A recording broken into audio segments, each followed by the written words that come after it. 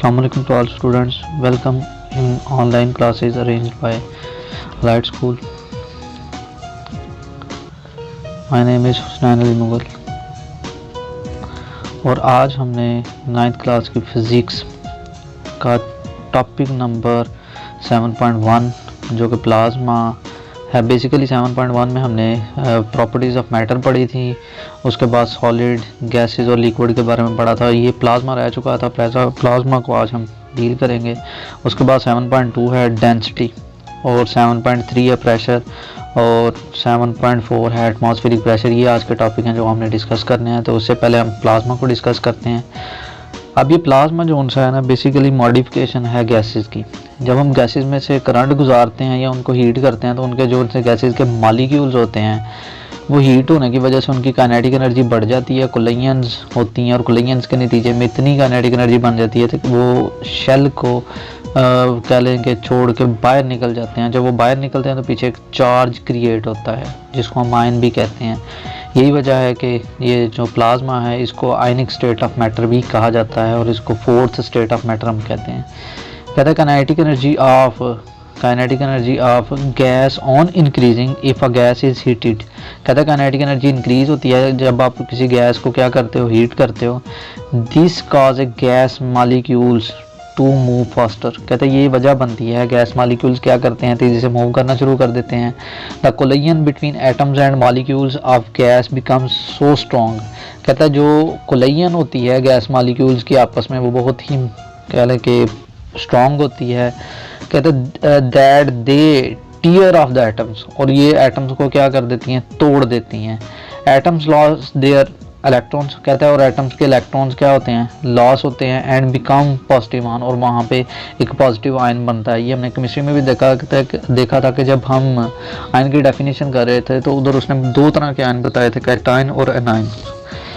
Cation कब बनता था, जब इलेक्ट्रॉन आउटरमोस्ट शेल में से रिमूव हो जाता था तो पीछे पॉजिटिव चार्ज बनता था। तो इधर भी वही बात कर रहा है कि इतनी कोलिजन हो जाएगी कि उसके जो आउटरमोस्ट शेल में इलेक्ट्रॉन है किसी भी गैस के एटम्स के, वो क्या करेंगे, एस्केप करेंगे और पीछे पॉजिटिव चार्ज क्रिएट होएगा। Atom loss their electrons and become positive ion. This ionic state of matter is called plasma. कहता है जी flame is a form of plasma. कहता है जो घड़ों में मार्ग वगैरह जलाते हैं गैस से, ये भी प्लाज्मा ही है। Plasma is also formed in gas discharge tube. कहता है प्लाज्मा गैस डिस्चार्ज ट्यूब में फॉर्म होता है when electric current pass through these tubes. ये उसने मेथड बताए हैं कि आप प्लाज्मा को किस तरह क्रिएट कर सकते हो। ठीक है जी, डिस्चार्ज ट्यूब में और घरों में जो गैस है उसको जलाओगे तो वो भी प्लाज्मा की ही एक टाइप है। Plasma is called the fourth state of matter in which gas occurs in ionic state. कहता है प्लाज्मा हमारे पास चौथी स्टेट है मैटर की जिसमें हमारे पास कह लें कि गैस आयनिक स्टेट में पाई जाती है। Most of the matter that फिल्स the universe in plasma state. कहता है हमारे पास बहुत ज़्यादा मैटर इस फॉर्म में है, प्लाज्मा की फॉर्म में, जिसने यूनिवर्स को क्या किया हुआ है, फिल किया हुआ है। In stars such as sun gases exist in ionic state. ये हमारे पास बता रहा है कि ये हमारे पास जितने भी सितारे हैं, सूरज, उसके अलावा कोई जितने भी सितारे हैं हमारे पास हैं यूनिवर्स में एग्जिस्ट करते हैं, वो सारे के सारे क्या हैं, गैसेस हैं। और कौन सी स्टेट है, ionic state. Since plasma consist of positive ions it allows electric current to pass through it. कहते हैं चूँकि इसमें आयंस पाए जाते हैं इस वजह से इसमें से करंट फ्लो कर सकती है।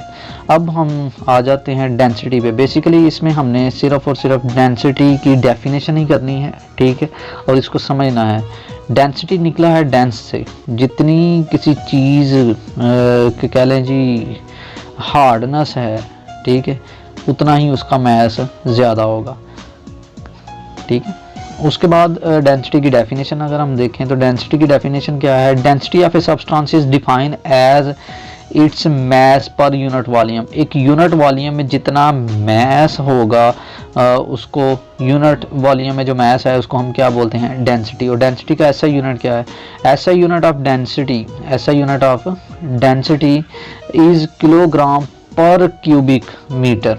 कहता है किलोग्राम पर क्यूबिक मीटर इसका ऐसा यूनिट है। We can calculate the density of a material if we know the mass and volume. कहता है अगर आपको किसी भी मटेरियल का मैस और वॉल्यूम पता है तो आप उसकी डेंसिटी इवेल्यूएट कर सकते हो। For example the mass of 5 litre of water is 5 kg, ठीक है।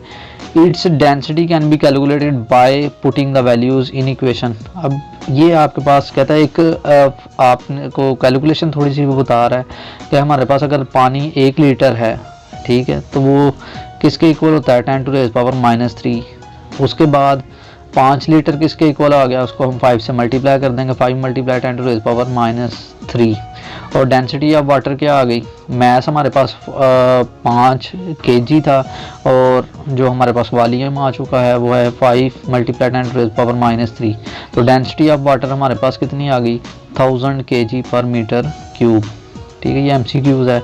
इसके अलावा ये जो से हमारे पास ये ब्लॉक सा बना हुआ है टेबल, ये भी आपने याद करना है और ये भी टेबल याद करना है, ये हमारे पास MCQs के तौर पर आएंगे। उसके बाद आ जाते हैं हम प्रेशर पे, ठीक है। प्रेशर क्या होता है, अब आपने देखा होगा कि जितना किसी चीज़ का एरिया कम होता जाएगा उतना उसका प्रेशर ज़्यादा होता जाएगा, ठीक है। फॉर एग्जांपल अगर इसने शुरू में पैराग्राफ में, ये वाले पैराग्राफ में इसने एग्जांपल दी हुई है आपके कह लीजिए आप अपने अंगूठे की मदद से एक अपनी हथेली पर फोर्स लगाएं तो कहता जी उस अंगूठे के नीचे जितना एरिया होगा उस पर आप प्रेशर फील करेंगे। इसी तरह अगर हम एरिया कम करते जाएंगे प्रेशर ज़्यादा होता जाएगा, ठीक है। इसमें बेसिकली हमने डेफिनेशन करनी है, वैसे आपने ये रीड आउट करना है सारा ऊपर से, और हम प्रेशर की डेफिनेशन करते हैं। The pressure acting normally per unit area of a surface of a body is called pressure. Force acting normally per unit area of a surface of a body is called pressure. कहता जी जिस simply हम कह सकते हैं कि हमारे पास pressure की definition क्या है, कहता pressure force per unit area, एक यूनिट एरिया पर जितनी आप फोर्स लगाते हैं वो आपका क्या है, प्रेशर है। जितनी फोर्स ज़्यादा होती जाएगी प्रेशर उतना ही ज़्यादा होता जाएगा, जितना एरिया ज़्यादा होता जाएगा प्रेशर भी उतना ही कम होता जाएगा, ठीक है, क्योंकि प्रेशर जो है एरिया से इन्वर्सली प्रोपोर्शनल है, ठीक है। उसके बाद इधर एक शॉर्ट क्वेश्चन ये है आपके पास कि जैसे जैसे हम हाइट पे जाते जाते हैं तो जो सी हमारे पास कह लें कि जो एयर है वो थिन क्यों होती जाती है, ठीक है, तो ये मैं बाद में बताऊंगा, पहले हम इसके आगे चलते हैं। अब ये मैंने कुछ हमारा इससे प्रेशर से नेक्स्ट टॉपिक था एटमॉस्फेरिक प्रेशर। एटमॉस्फेरिक प्रेशर के बारे में मैंने थोड़ी सी ये डायग्राम्स की मदद से आपको बताया कि एटमॉस्फेयर, ठीक है, चूँकि हमारी ज़मीन के गिर्द एक हवा का गिलाफ है, ठीक है, वो हवा का गिलाफ जो हमारी कह लें कि ज़मीन पर जो प्रेशर लगाता है उसे क्या बोलते हैं, एटमॉस्फेरिक प्रेशर। और ये प्रेशर डायरेक्टली हम मेजर कर सकते हैं लोअर लेवल, और लोअर लेवल कौन सा होता है आपके पास, सी लेवल। सी लेवल पे एटमॉस्फेयर जितना प्रेशर लगाती है उसको एटमॉस्फेरिक प्रेशर कहते हैं। प्रेशर एक्सर्टेड बाय द, ये डेफिनेशन है, pressure exerted by the weight of the atmosphere, कहता है वेट ऑफ एटमॉस्फेयर जितना प्रेशर एक्सर्ट करता है which at sea level has mean value of 101,325 pascal, कहता है ये उसकी वैल्यू है। इसके बाद हमने चेंजिंग ऑफ एटमॉस्फेयर पढ़ना है और एटमॉस्फेयर कितना अफेक्ट करता है उसके बारे में भी हमने पढ़ना है। अब ये कह रहा है आपके पास अगर हम देखें, कहता जी air pressure in a weather system reflect the amount of water in the air, कहता है विच अफेक्ट द वेदर, कहता है low air pressure usually result in bad weather, कहता है जब आपका प्रेशर लो हो जाएगा तो बैड वेदर जो कि स्टॉर्मी कह लें कि थंडर क्लाउड्स, ठीक है, गरज के साथ बारिश होगी। उसके बाद हाई प्रेशर होगा, ठीक है, तो यूजुअली कहता है एयर प्रेशर यूजुअली हाई, ठीक है, तो उसका वेदर क्या होगा, अच्छा होगा। हाई होगा तो वेदर अच्छा होगा, लो होगा तो प्रेशर वो हमारे पास वेदर स्टॉर्मी होगा, ठीक है जी। उसके बाद आ गया जी एटमॉस्फेरिक प्रेशर। अगर हम देखें सी लेवल पे हमारा जो एल्टीट्यूड है वो कम है और जो एटमॉस्फेरिक प्रेशर है वो ज़्यादा है, और हायर लेवल पे जाएँ, हायर एल्टीट्यूड पे जो हमारे पास हवा चूँकि कम होती जाती है जैसे जैसे हम ज़मीन से ऊपर की तरफ जाते हैं एल्टीट्यूड पे, इस वजह से वहाँ पे उसका प्रेशर क्या होता जाएगा, लो होता जाएगा। ठीक है जी। और इसके बाद कुछ हमने इधर से एटमॉस्फेरिक प्रेशर की डेफिनेशन तो मैंने उधर से बता दी, ठीक है। अब इसको आपने स्टडी करना है और स्टडी करके मुझे बताना है। अब एटमॉस्फेरिक प्रेशर भी किसी बॉडी पे तमाम डायरेक्शन में लगता है, ठीक है जी। ये नहीं कि एक डायरेक्शन में लगे। कहता है जी the earth is surrounded by, ये थोड़ा सा डेफिनेशन बताने लगा जो मैंने पीछे बता दी। The earth is surrounded by cover of air called atmosphere. कहता है it extended few hundred kilometres. कहता है कुछ किलोमीटर तक ये ज़मीन के इर्द फैला हुआ है, ठीक है। At sea level, above sea level, just as certain sea creature live at bottom of the ocean. कहता है ये जो ज़मीन, कहता है ओशन का जो बॉटम है, ठीक है, वहाँ पे ये प्रेशर एक्सर्ट करता है। Air is mixture of gases, हवा जो कि हमारी मिक्सचर है मुख्तलिफ गैसेस का। The density of the air in atmosphere not uniform, और यही वजह है कि ये यूनिवर्स में जो हमारे पास डेंसिटी है एटमॉस्फेरिक एयर की, वो यूनिफॉर्म नहीं है, एक जैसी नहीं है। मुख्तलिफ गैसेस का कम्बिनेशन मुख्तलिफ होता जाता है जैसे जैसे हाइट पे हम जाते हैं। The it decreases continuously as we go up, जैसे जैसे हम ऊपर जाते जाते हैं तो हमारी कह लें कि एटमॉस्फेरिक प्रेशर क्या होता जाता है, कम होता जाता है, क्योंकि गैसेस जोन सी हैं वो कम होती जाती हैं, एयर जोन सी है वो कम होती जाती हैं। उसके बाद ये इसने एक एग्जांपल बलून की दी हुई है। कहता है a balloon expand as we fill air. कहता है बलून फुलाया जाएगा जब हम उसमें हवा भरेंगे। In what direction does the balloon expand. तो अगर आपने देखा होगा जैसे हम बलून में हवा भरते हैं तो वो तमाम डायरेक्शन में फैलता है। इसका एक्सपेरिमेंट के ज़रिए भी उसने थोड़ा सा हमें बताया है, ठीक है। कहता है कि आपने कैन लेना है टीन का, उसमें आपने पानी डालना है और पानी को आपने नीचे से गर्म करना शुरू कर देना है, और जैसे ही वो बॉयल होता जाएगा तो वो स्टीम में चेंज होता जाएगा। तो स्टीम में होता जाएगा तो वो फुल एक्सट्रैक्ट होगा, ठीक है, क्योंकि गैसेस गर्म करने से फैलती हैं तो उस पर पूरा फैलाव होगा उस टीन के बॉक्स पे।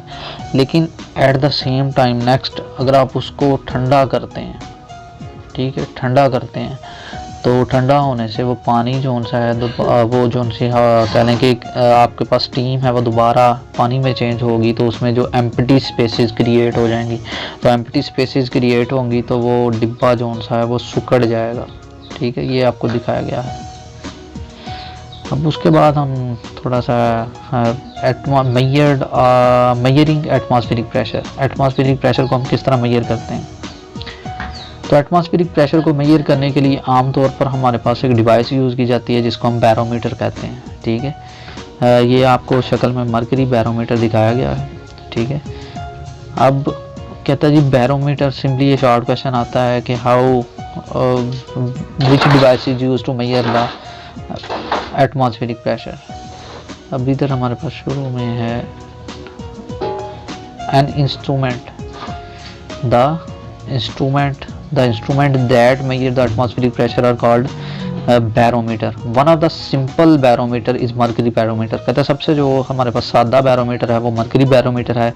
It consist of a glass tube, इसमें एक ग्लास ट्यूब होती है और उसकी लेंथ कितनी होती है 1 metre long, closed at one end, और एक साइड से वो क्लोज होती है। After filling it with mercury, कहता है उसमें हम मरकरी फिल करते हैं और एक साइड से उसको क्लोज कर देते हैं। इट इज़ इन्वर्टेड कहते हैं उल्टाना, इसको हम क्या कर देते हैं उल्टा देते हैं। अब ये जो आपको नज़र आ रही है ट्यूब, इसकी ये ऊपर वाली साइड, ठीक है जी, ये बंद है और नीचे वाली खुली है। इसको यही बात बता रहा है कि आपने ट्यूब को मरकरी से फिल करना है और उसको उल्टा देना है इन मरकरी। तो कहता है मरकरी इन टब डिसेंड्स, कहता है टब में मरकरी नीचे आना शुरू हो जाएगी, ठीक है। And stop at a certain height, और एक हाइट पर आके वो मजीद नीचे नहीं जाएगी। In the tube descends and tube descends and stop at a certain height. The column of the mercury held in the tube exert pressure at the base. कहता है जो मरकरी का जो कॉलम होगा वो बेस पर क्या करेगा, प्रेशर लगाएगा। At sea level the height of the mercury column, कहता है समुद्री सतह पे, सीट लेवल पे जो हमारे पास मरकरी की हाइट होती है, ठीक है। कहता है at sea level height of the mercury above the mercury throw founded to be 76 centimetre. कहता है 76 सेंटीमीटर होती है। और pressure exerted by the 76 centimetre mercury column is nearly 101,300 newton per metre square equal to the atmospheric pressure. और यही आपका atmospheric pressure होता है। ठीक है जी। अब एक क्वेश्चन हमारे पास आता है कि why water is not used in as a mercury, why water is not used in barometer. तो कहता है जी बैरोमीटर में हम उस वाटर को इसलिए यूज़ नहीं कर सकते, कहता है क्योंकि वाटर बहुत ज़्यादा mercury is denser then water. कहता है वाटर हल्का होता है और मर्करी उससे क्या होती है, डेंसर होती है। और कितने गुना डेंसर होती है, 13.6। Atmospheric pressure can hold vertical of water about 13.6 times height of the mercury. इसका मतलब कि अगर हम वाटर यूज़ करते हैं तो वाटर के लिए हमें उसकी जो ट्यूब की कह लें जी हाइट है, ट्यूब की लेंथ है, वो बढ़ानी पड़ेगी। और वो कितनी बढ़ानी पड़ेगी, 10.34। और सिंपली हम इसको कह सकते हैं कि 10 मीटर लॉन्ग हाइट ट्यूब की पॉसिबल नहीं है। इस वजह से हम पानी को बैरोमीटर में यूज़ नहीं कर सकते। उसके बाद जो वेरिएशन है इन एटमॉस्फेरिक प्रेशर, उसके बारे में हम स्टडी करते हैं कि कैसे एटमॉस्फेरिक प्रेशर वेरी करता है और किस तरह अफेक्ट करता है।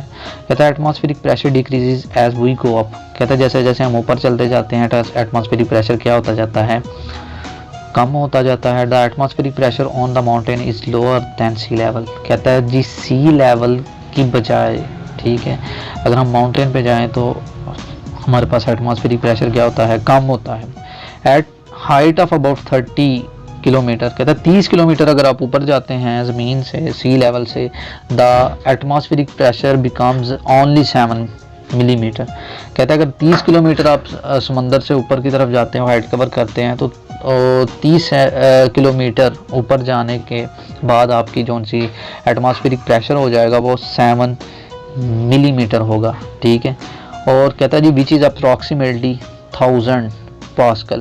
कहता है जी इट वुड बिकम ज़ीरो। कहता है ये ज़ीरो हो जाएगा at an altitude where there is no air. कहते हैं जहाँ पे हवा मौजूद नहीं होएगी वहाँ पे एटमॉस्फेरिक प्रेशर ज़ीरो हो जाएगा। Thus we can determine the altitude of a place by knowing the atmospheric pressure at that place. कहते हैं उस प्लेस पर हम एटमॉस्फेरिक प्रेशर मेजर कर सकते हैं। ठीक है। उसके बाद इफ़ेक्ट्स ऑफ कह लें जी ये एटमॉस्फेरिक प्रेशर है जिसके बारे में हम थोड़ा सा डिस्कस करेंगे। कहता है atmospheric pressure may also indicate change in weather. कहता है जी जो एटमॉस्फेरिक प्रेशर है वो इफेक्ट करता है वेदर पर जब वो चेंज हो। ऑन ए हॉट डे, कुछ हमारे पास सर्द दिन के बारे में बताया, कुछ गर्म दिनों के बारे में बताया। कहता है on A hot day air above the earth become hot. कहता है हवा जो सी है ज़मीन के ऊपर वो गर्म हो जाती है, तो जब वो हवा को गर्म किया जाता है, गैसेस को गर्म किया जाता है तो वो एक्सपैंड होती हैं। तो यही वजह है कि ये जो हवा होगी वो एक्सपैंड होगी और वो ऊपर उठ जाएगी। कहता है this cause A fall of atmospheric pressure. कहता है एटमॉस्फेरिक प्रेशर डाउन हो जाता है, गिर जाता है in this region. On the other hand, दूसरी तरफ, ड्यूरिंग कूल्ड चिल नाइट। कहता है अगर आप ठंडी रात की बात करें, air above the earth cools down, तो कहता है जी हवा जो ज़मीन के ऊपर होती है वो ठंडी हो जाती है। ठीक है। This cause N increase in atmospheric pressure. अब एटमॉस्फेरिक प्रेशर जिधर ज़्यादा होगा वहाँ वेदर किस तरह का होगा, जिधर हमारे पास कह लें जी कम होगा वहाँ पे हमारा वेदर किस तरह का होगा, जिधर कह लें जी आहिस्ता आहिस्ता चेंज होगा वहाँ पे वेदर किस तरह का होगा, जहाँ पर रैपिडली इंक्रीज होगा वहाँ पे किस तरह का होगा। अब हमने इसमें नेक्स्ट पैराग्राफ में ये चीज़ें पढ़नी है। The change in atmospheric pressure at a certain place indicate the expected change in the weather condition at a place. कहता है जी जो चेंज होगा या जिसकी जो वेरिएशन जिस तरह की होगी एटमॉस्फेरिक प्रेशर में, उस तरह का वेदर की कंडीशन के बारे में हम प्रिडिक्शन कर सकते हैं। कहता है for example gradual and average drop. कहता है जी अगर एक मुतवातर वक्फे के साथ वो गिरता है atmospheric pressure means A low pressure in a neighbouring locality, तो फिर हम कह सकते हैं कि जो इसके इर्द गिर्द इलाके हैं वहाँ पे प्रेशर क्या है, लो है। Minor but rapid fall in atmospheric pressure. कहता है अगर थोड़ा एटमॉस्फेरिक प्रेशर गिरता है लेकिन रैपिड बड़ी तेज़ी के साथ in atmospheric pressure indicates a windy and showery condition in nearby region. कहता है अगर वो तेज़ी के साथ गिरता है तो तो हम ये प्रिडिक्ट कर सकते हैं कि जो करीबी इलाके हैं वहाँ पे हमारे पास ज़्यादा हवा चल रही है, आंधी है और बारिश का इम्कान है। Decrease in atmospheric pressure in accompanied by breeze and rain. कहता है जी, और प्रेशर जैसे ही डिक्रीज़ होगा तो हम कह सकते हैं कि जो हमारा वेदर है वो हवाएं चलेंगी, बारिश ज़्यादा होगी और कह लें कि स्टॉर्मी हो जाएगा। उसके बाद अगला है जी, कहता है on the other hand an increase in atmospheric pressure with a decline later on a predict and intense weather conditions. कहता है अगर बेतवक्को एटमॉस्फेरिक प्रेशर क्या हो जाए, बढ़ जाए। A gradually large increase in atmospheric pressure indicates long spell of pleasant weather. कहता है अगर प्रेशर इंक्रीज होगा तो वेदर क्या हो जाएगा, अच्छा होगा। याद रखना कि जब डाउन होगा तो वेदर हमारा ख़राब होगा, जो कि स्टॉर्मी और बारिश वाला होगा। उसके बाद कहता है rapid increase in atmospheric pressure means that it soon be a followed by decrease in the atmospheric pressure indicate bad weather. कहता है अगर इंक्रीज़ होगा तो हमारे पास वेदर अच्छा होगा और अगर डिक्रीज़ होगा तो वेदर बहुत ही बुरा होगा, बैड वेदर्स होंगे। तो आज का हमारा ये लेक्चर था। इसके बारे में कोई भी हमारे पास ये कुछ मैंने फीचर्स बताई हैं, ये आपने खुद लर्न करनी है। और इसके अलावा ये शॉर्ट क्वेश्चंस हैं, ये MCQs हैं, ठीक है। आपने इसको जो पढ़ाया गया है इसके मुताबिक कहता है learn and write question answer and multiple choice in your register. और thank you for watching and pray to all, ठीक है, specially for parents, teachers and और patients, and salute to all doctors and nurses and Pak army.